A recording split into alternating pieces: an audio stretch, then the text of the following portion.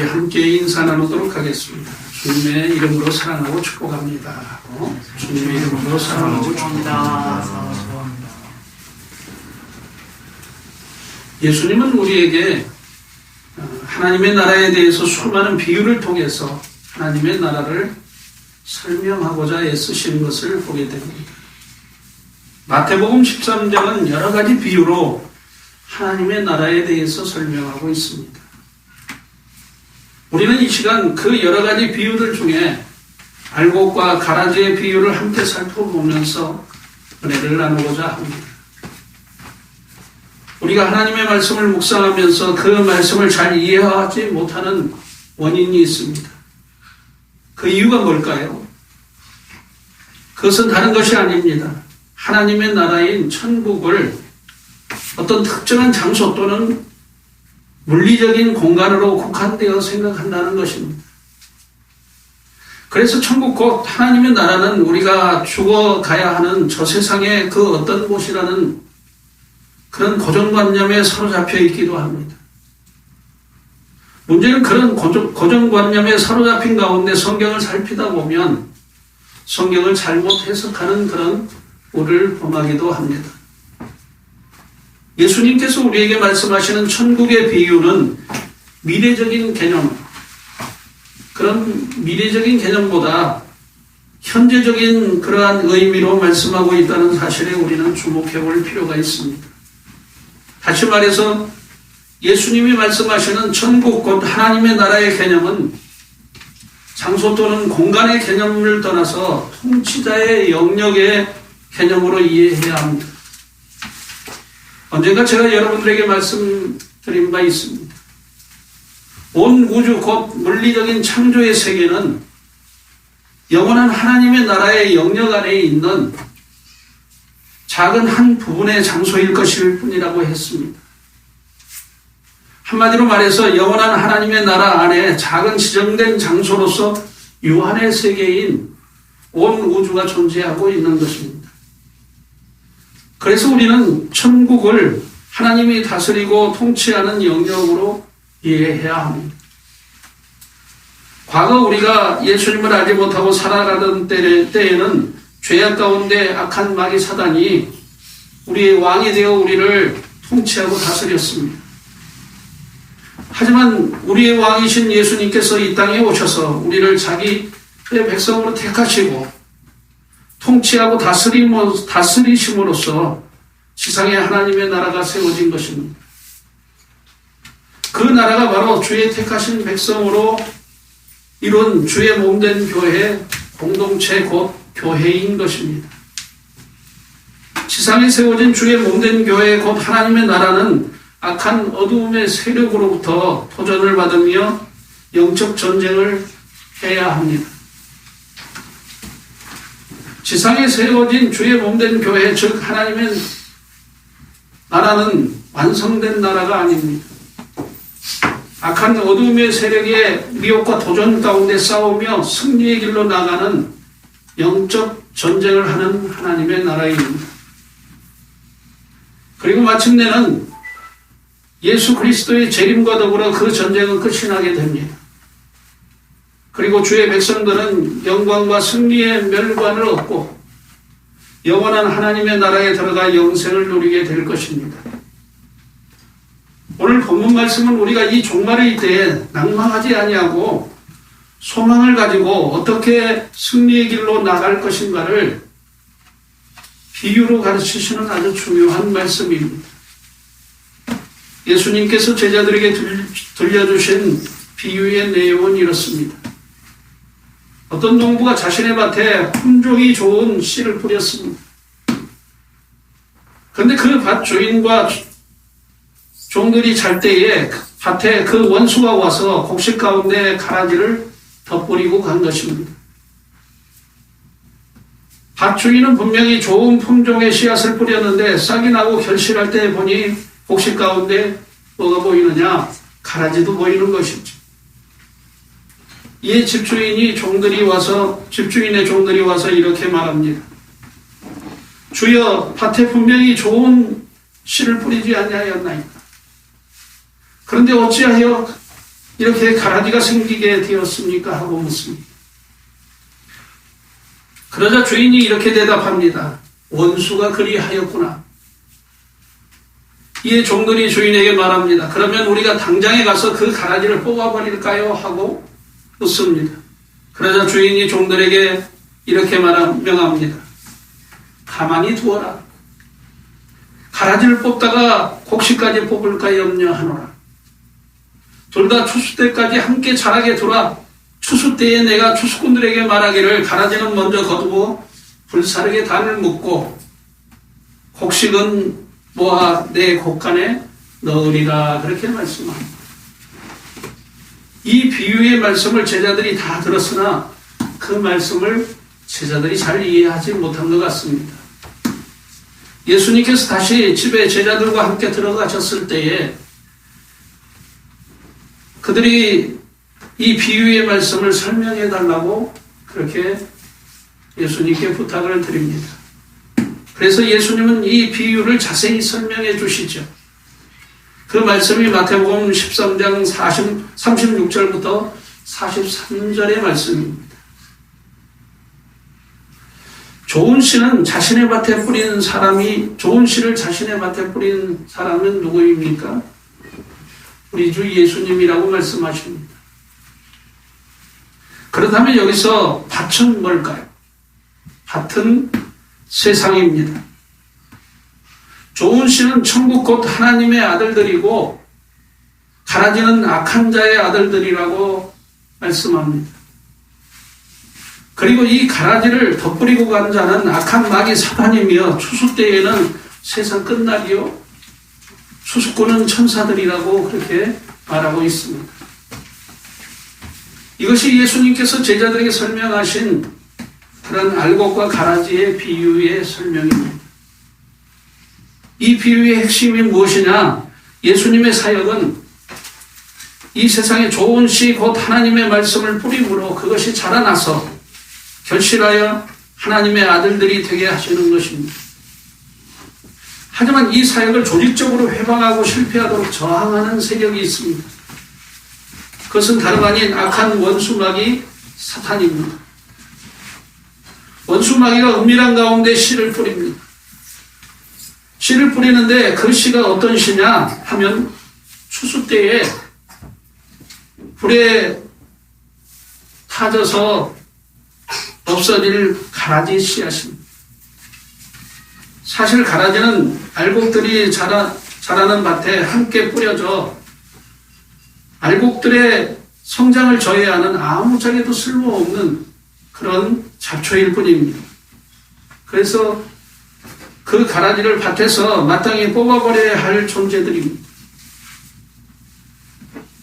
주인의 종들이 주인에게 그러면 우리가 당장 가서 그 가라지를 뽑아버릴까요? 하고 제안을 합니다. 하지만 밭의 주인이신 예수님께서는 추수 때까지 그 가라지를 알곡들과 함께 공존하도록 그만 놔두라고 그렇게 말씀하십니다. 그렇다면 예수님은 왜 그 가라지들을 알곡들과 함께 추수 때까지 공존을 허락하시는 것일까요? 여기에는 중요한 네 가지 하나님의 뜻과 섭리가 담겨 있습니다. 첫째로 가라지를 뽑다가 알곡의 곡식을 다칠 수 있기 때문입니다. 농사를 지어본 분들은 잘 아시는 문제입니다. 곡식이 자라날 때 알곡의 곡식과 가라지는 쉽게 구분하기 어렵습니다. 눈여겨 자세히 보아야만이 알곡의 곡식과 가라지를 구별할 수 있는 것이죠. 실제로 농가밭에 나가 가라지를 뽑으려다가 그만 알곡을 뽑아버리는 경우가 수도 없이 발생하고 맙니다. 육신의 양식인 곡식을 재배하는 과정에서도 그러한데 하나님께서 기뻐하시는 영적인 알곡을 재배하는 일에 있어서는 더욱더 신중을 기할 필요가 있는 것이죠. 그래서 예수님은 자신에게 맡겨진 구원 사역을 충실히 감당하시며 단 한 톨의 알곡들도 다치지 않고 구원하시기를 기뻐하시는 까닭에 이 비유의 말씀을 우리에게 들려주시는 것입니다. 또 우리가 알곡의 곡식과 가라지를 분별하는 분별력에는 불완전성이 있다는 것을 주님이 잘 아시는 까닭에 가라지를 추수 때까지 공존하도록 허락하게 하시는 것이죠. 둘째로 알곡과 가라지의 심판은 밭의 주인이신 예수님이 정하신 때이기 때문에 그렇습니다. 본문 비유에서 예수님은 추수꾼들과 종들을 구별하여서 말씀하고 있습니다. 통상적으로 씨는 밭의 주인의 종들이 주인의 명령을 따라 뿌리고 추수는 추수의 전문 추수꾼들이 감당하게 되어 있습니다. 가라지를 뽑아 제거하는 일 역시 그렇습니다. 가라지를 제거하는 일은 종들이 아닌 전문 추수꾼들에게 맡겨진 그런 임무이겠죠. 한마디로 말해서 악을 심판하는 일은 종들인 우리에게 맡겨진 일이 아니란 사실입니다. 후일 추수 때에 곧 주의 재림의 때에 주의 천사들에게 맡겨진 일이 바로 그것입니다. 그러므로 우리가 심판자의 위치에 서서 남을 정죄하거나 비판하지 말아야 합니다. 셋째로 알곡과 가라지는 추수 때에 그 열매로 자신의 존재를 드러나기 때문에 그렇습니다. 처음 싹이 나고 차츰 자랄 때에는 이게 알곡의 곡식인지 가라지인지가 쉽게 구분되어지지가 않습니다. 비슷해 보이죠. 그러나 결실할 때가 되면 그 정체가 분명하게 드러나지게 됩니다. 무엇 때문에 그럴까요? 그 결실 곧 열매로 나타나지기 때문에 그렇습니다. 이 땅에 기독교를 가장한 수많은 이단들이 현재 함께 공존하고 있는 그런 모습입니다. 또 그리스도의 공동체인 교회 안에도 알곡의 성도가 있고 가라지의 성도가 함께 공존하는 것을 우리는 알게 됩니다. 어떻게 보면 가라지 성도가 더 참된 크리스천처럼 느껴지기도 합니다. 하지만 그들의 정체는 결실할 때가 되면 분명히 드러나지고 말 것입니다. 그들의 결실 곧 열매가 그것을 증명하기 때문에 그렇습니다. 넷째로 지금은 구원받을 은혜의 때이기 때문에 그렇습니다. 사람들 중에 구원받을 자와 심판받을 자가 누구인지 우리는 잘 모릅니다. 그것을 아시는 분은 오직 전지전능하신 우리 주 하나님뿐이십니다. 다시 말해서 지금은 구원받을 때요 은혜의 때이기 때문에 그렇습니다. 우리가 겉으로 판단할 때 도저히 저 사람은 주의 구원과는 무관할 사람인 것 같았던 그런 사람입니다. 그런데 어느 때부터인가 그가 자기의 죄를 자복하고 회개함으로 예수님을 믿고 구원받은 하나님의 자녀로 살아갑니다. 원인이 뭘까요? 그도 하나님의 구원받을 백성으로 예정된 자였기 때문에 그렇습니다. 사실 지금은 우리의 시각으로 판단해 볼 때 가라지로서 심판받을 사람이 분명한데 알곡으로서 하나님의 아들로 부르심을 받을 사람들이 그 중에 있다는 사실입니다.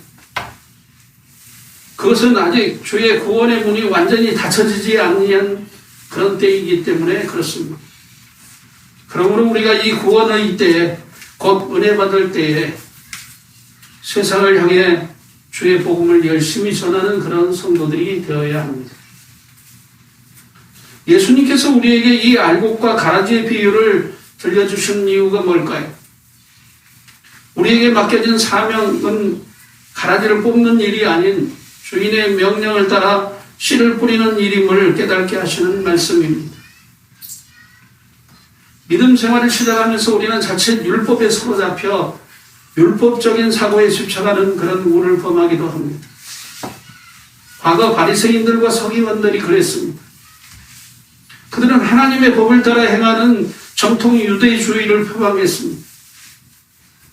자신들이 율법을 공부하고 율법을 알았으면 율법에 담긴 하나님의 뜻과 섭리를 행하여야 했습니다. 그런데 그들은 율법에 담긴 하나님의 뜻을 깨닫지 못하고 자신들이 율법의 집행자 곧 심판자의 위치에 서는 것입니다.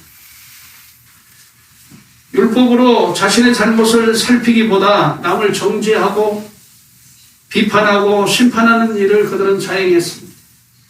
한마디로 말해서 심판자인 주님이 하셔야 할 일을 그들이 자행한 것이죠. 이것은 전지전능하신 하나님을 모독하는 일로서 용서받지 못할 월권 행위의 그런 죄인 것입니다. 우리가 행하여야 할 일은 가라지를 뽑는 일이 아닌 사랑과 생명의 복음을 전하는 일입니다. 그래서 많은 사람들로 하여금 예수님을 만나 새 생명을 얻게 하며 하나님의 아들들이 되게 함으로 하나님의 나라를 확장시켜 나가는 일에 우리는 힘써야 합니다. 예수님께서 우리에게 이 비유를 들려주시는 또 다른 이유가 있습니다.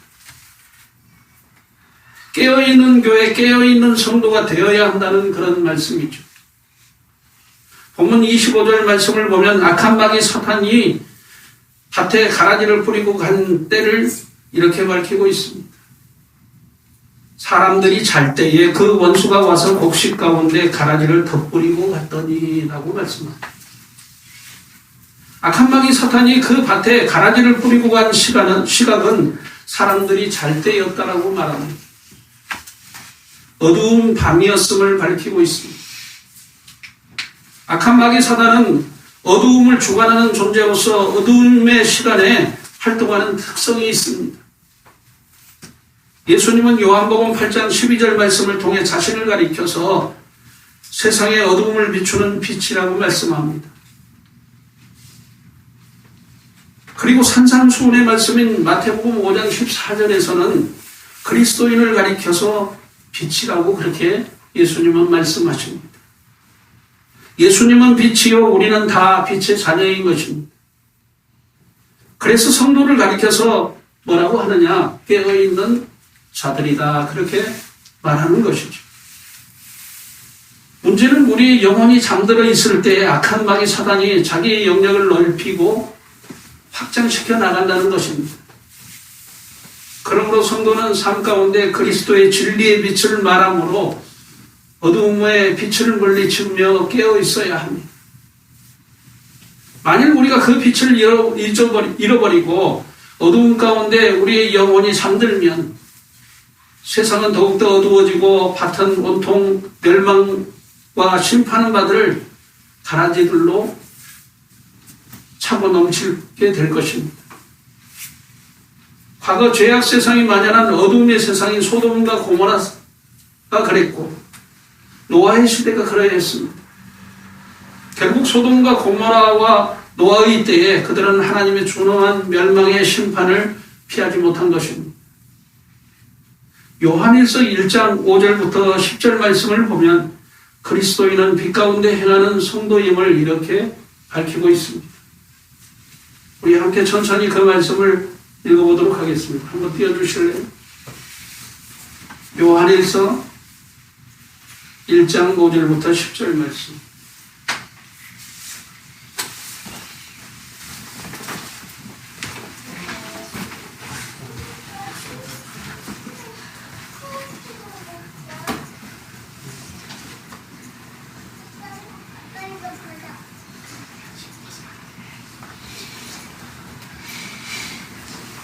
같이 우리 천천히 한번 읽겠습니다. 시작. 우리가 그에게서 듣고 너희에게 전한 소식은 이것이니 곧 하나님은 빛이시라. 그에게는 어둠이 조금도 없으시다는 것입니다. 만일 우리가 하나님과 사귐이 있다 하고 어둠에 행하면 거짓말을 하고 진리를 행하지 아니함이거니와 그가 빛 가운데 계신 것 같이 우리도 빛 가운데 행하면 우리가 서로 사귐이 있고 그 아들 예수의 피가 우리를 모든 죄에서 깨끗하게 하실 것이요 만일 우리가 죄가 없다고 말하면 스스로 속이고 또 진리가 우리 속에 있지 아니할 것이요 만일 우리가 죄를 자백하면 그는 미쁘시고 의로우시고 우리의 죄를 사하시며 우리를 모든 불의에서 깨끗하게 하실 것이요 만일 우리가 범죄하지 아니하였다고 하면 하나님을 거짓말하는 이로 만드는 것이니 또한 그의 말씀이 우리 속에 있지 아니하니라. 아멘. 그리스도인들은 주의 빛 가운데 거하는 자들입니다. 그러므로 우리는 이사야 선지자가 이사야 60장 1절 말씀을 통해서 외치는 바와 같이 일어나 빛을 발하는 삶을 살아야 합니다. 일어나라 빛을 발하라. 이는 내 빛이 이르렀고 여호와의 영광이 내 위에 임하였음이니라 하고 말씀하신 그 말씀대로 우리는 빛을 발하는 그러한 삶이 되어야 합니다. 저는 간절히 바라고 소망합니다. 우리 사랑이 넘치는 교회 성도들은 항상 주의 빛 가운데 깨어 있어서 어둠을 물리치고 삶 가운데 주의 진리의 빛을 환하게 비추는 그런 성도들이 되시기를 예수님의 이름으로 축복합니다. 아멘. 앞서 말씀드린 바와 같이 가라지는 벽과에 속하는 식물입니다. 그래서 자라는 과정에서 주의 깊게 살펴보지 않으면 이것이 알곡의 곡식인지 가라지인지를 쉽게 분별해내지 못합니다. 문제는 우리들이 성장하는 과정에서 그것을 구별해내기가 매우 어렵다는 것입니다. 이 사람이 참 그리스도인인지 아니면 그리스도를 표방한 가짜 그리스도인인지를 구별하기가 쉽지 않습니다. 타인이 나를 볼 때도 그렇고 내가 타인을 볼 때도 그렇습니다. 또 자기 자신 역시 깨어있지 아니하면 그것을 알 수가 없다는 사실이 우리가 알게 됩니다. 여러분, 주님을 따르면서 어두움 가운데 행하던 가룟 유다가 자신이 가라지인 것을 알았을까요?